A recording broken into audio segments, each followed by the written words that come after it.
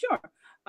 Most women, if they uh, have an idea or suspect that they have a problem with fertility, it is one because they've either been trying to conceive and without using any type of contraception for a long period of time, and they just have not, whether it was is with one partner or multiple partners. Multiple partners would make one think, okay, maybe it's me. Maybe there's an issue because I've tried this with several people and it hasn't happened.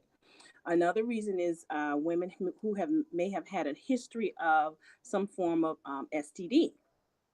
They're afraid that the STD, maybe treated or being untreated, has affected their ability to conceive.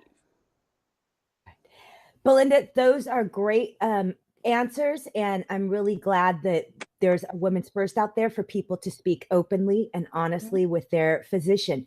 When women are embarrassed to talk to the physicians at Women's First about this, what are some of the things you tell them to make them feel more comfortable?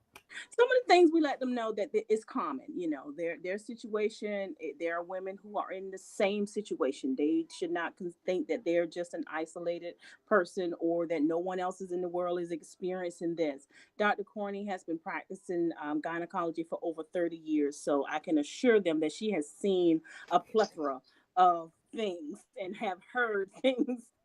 So nothing has really caught her by surprise here lately. So they should feel really comfortable with sharing those intimate details with her once they get out inside that room. All right. Thank you so much, Belinda. It's been really informative, and I appreciate you taking the time.